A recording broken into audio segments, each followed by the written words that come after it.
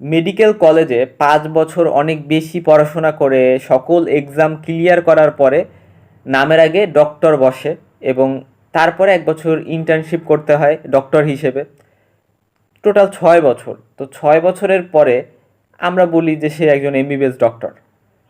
Ultimately MBBS doctor হওয়ার পরে লাইফস্টাইলটা কেমন হয় এবং তারপর আসলে কি কি বিষয় ফেস করা লাগে, রিয়ালিটিটা কেমন, এই বিষয়গুলো নিয়ে আমি এই ভিডিওতে কথা বলবো। মানুষের অনেক বেশি মিসকনসেপশন আছে, সেটাকে একটু ক্লারিফাই করার ট্রাই করবো, স্পেশালি যারা আসলে মেডিকেলে পড়াশোনা করতে আসতে চায় বা তাদের প্যারেন্টসরা, এরা এই বিষয়গুলো সম্পর্কে হয়তো বা অত ভালো ধারণা রাখে না। সো আমি এই জন্য এই ভিডিওটা এক্সপ্লিসিটলি বলার জন্য ক্রিয়েট করতেছি। আমি সাকিব রহমান, বর্তমানে এমবিবিএস থার্ড ইয়ার পড়াশোনা করতেছি একটা সরকারি মেডিকেল কলেজে। আসলে এমবিবিএস পাস করার পরে আমরা তাকে এমবিবিএস ডক্টর বলি। এরপরে কি কি অপশন আছে? এরপরে মেনলি অপশন হচ্ছে দুইটা। আইদার এমবিবিএসটাকেই শেষ ডিগ্রি হিসেবে ধরে নাও, অর্থাৎ এমবিবিএস পাস হিসেবেই আমি প্র্যাকটিস করব, আমার লাইফ লিড করব। তাহলে বেশ কিছু অপশন আছে, যেমন বিশেষ দিয়ে সরকারি চাকরি করা যাইতে পারে। সেক্ষেত্রে সরকারি চাকরির যে বেতন সেটা ভোগ করা এবং মাঝে মধ্যে কিছু রুগী দেখা, ঠিক আছে, মেডিকেল অফিসার হিসেবে, হ্যাঁ। অথবা এমবিবিএস পাস দিয়ে কোনো একটা প্রাইভেট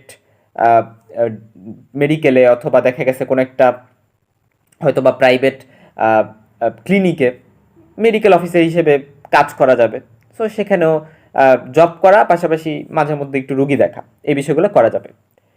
কিন্তু মেজরিটির যেটা ডেস্টিনেশন থাকে সেটা হচ্ছে পোস্ট গ্রাজুয়েশন। কারণ এই যে নাম্বারটার কথা বললাম, যারা এরকম ট্রাই করে তাদের নাম্বারটা খুবই কম। কারণ আসলে ডক্টর হওয়ার উদ্দেশ্য কি?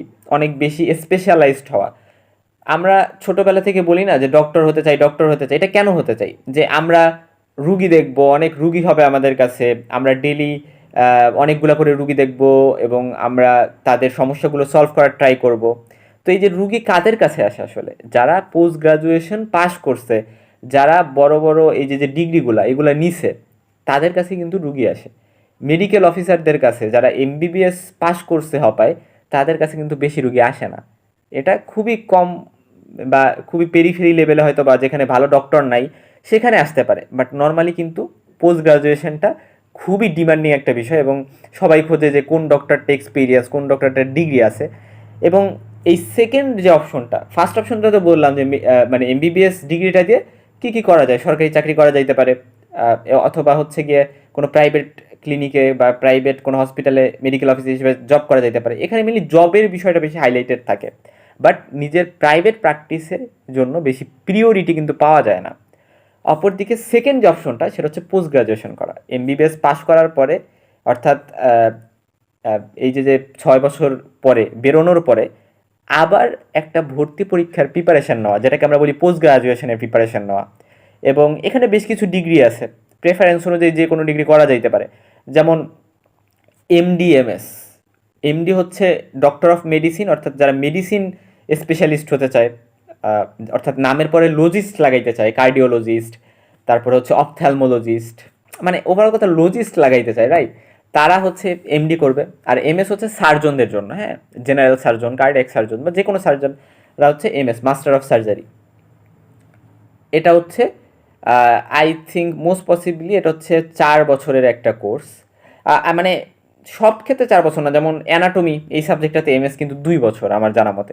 সো বড় কথা, সাবজেক্ট ওয়াইজ ভ্যারি করতে পারে ডিউরেশন, বাট এই যে এমডি এমএস এই বিষয়গুলো কিন্তু একটা লং টার্ম ধরে একটা কোর্সের মধ্যে ইনরোল করতে হয়। এবং এই জন্য কিন্তু একটা অ্যাডমিশন টেস্ট দেওয়া লাগে। আমরা যেমন মেডিকেল ভর্তি পরীক্ষা দিচ্ছি, ঠিক একইভাবে এখানেও একটা কঠিন ভর্তি পরীক্ষা হয়। এটার জন্য কিন্তু প্রিপারেশন নেওয়া লাগে অনেক আগে থেকে। এবং শুধুমাত্র যারা ভালো এক্সাম দেয়, যাদের বেসিক এমবিবিএস লেভেলে ক্লিয়ার থাকে, ওরাই কিন্তু চান্স পায়। সো সিট কিন্তু খুবই লিমিটেড, সবাই কিন্তু চান্স পাবে না। সো চিন্তা করো, তুমি মেডিকেল অ্যাডমিশন টেস্ট দিয়ে আসছো, অনেক স্ট্রাগল করে চান্স পাইছো, তারপরে তুমি এত কষ্ট করে এতগুলো এক্সাম ক্লিয়ার করে তুমি এমবিবিএস পাস করছো, যেখানে যেখানে তুমি চিন্তা করতেছো যে আমার লাইফে আমি অনেক স্ট্রাগল করে আসছি, এখন আমি অ্যাটলিস্ট টাকা কামাবো, আমি আমার লাইফটাকে সাজাবো গোছাবো। তখন কিন্তু বলা হয় ডক্টরদের ভাষায়, বা ডক্টররা বলে যে তখন কিন্তু তোমার পড়াশোনাটা শুরু হচ্ছে। তোমার এমবিবিএস থেকে প্রিলিমিনারি ধাপ ছিল শুধু, বাট অ্যাকচুয়াল পড়াটা কিন্তু শুরু হচ্ছে তোমার এমবিবিএসের পরে। এমডিএমএস যেমন করা যায়, বাংলাদেশে আরও অনেক ডিগ্রি প্রচলিত আছে, যেমন এফসিপিএস, অথবা দেখা গেছে যে এমফিল, ডিপ্লোমা, এরকম বেশ কিছু ডিগ্রি আছে যেগুলো নেওয়া যাইতে পারে। এগুলো নিয়ে কিন্তু বিভিন্ন সাবজেক্টে বা বিভিন্ন সেক্টরে, সার্জারি, মেডিসিন সহ বিভিন্ন টিচার হওয়া, প্রফেসর হওয়া, অ্যাসিস্ট্যান্ট থেকে অ্যাসোসিয়েট, এভাবে বিভিন্ন প্রফেসর লেভেলে যাওয়া।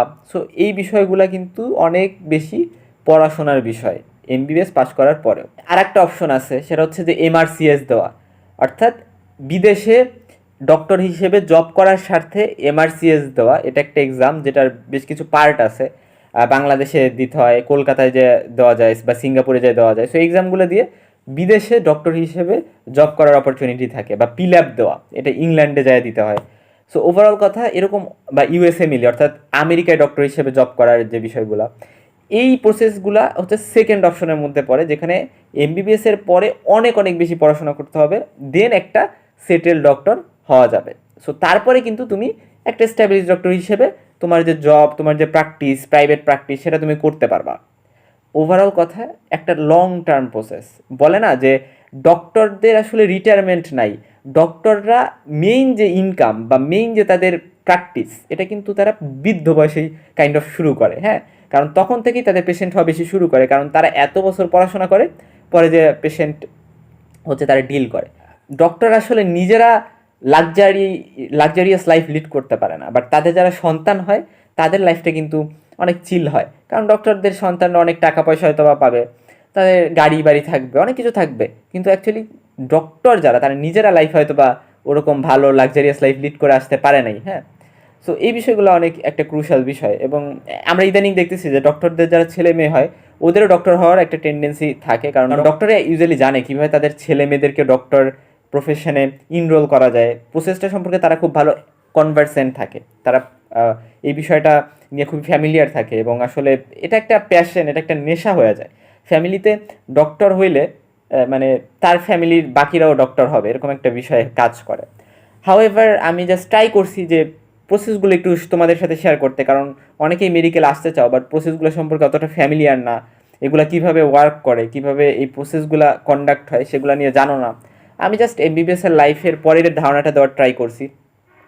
পরবর্তী ভিডিওসগুলোতে হয়তো বা আরও অনেক আইডিয়াস বা ধারণা শেয়ার করার ট্রাই করব। তোমাদের কী কী কুইরিস আছে সেটা আমাকে জানায়ও। এই যে এই ভিডিওটা কিন্তু আমি একজনের কুইরি পেয়ে হচ্ছে গিয়ে ভিডিওটা বানাচ্ছি। একজন আমাকে আজ করছে, ভাইয়া এমবিবিএস এর পরের লাইফটাতে কী কী ইভেন্ট ঘটে সেই বিষয়গুলো একটু শেয়ার করার জন্য। আমি যদিও এখন থার্ড ইয়ারে, বাট স্টিল আমি আমার এক্সপিরিয়েন্স থেকে, আমার সিনিয়রদেরকে দেখে বা বিভিন্ন জায়গায় বিভিন্ন ইনফরমেশান গ্যাদার করে হচ্ছে তোমাদের সাথে শেয়ার করলাম। ভবিষ্যতে আরও শেয়ার করবো ইনশাআল্লাহ। তোমাদের কোশ্চেন্সগুলো, তোমাদের মানে ক্রাভিংসগুলো আমার সাথে শেয়ার করে তোমরা কী কী জানতে চাও। আল্লাহ হাফিজ।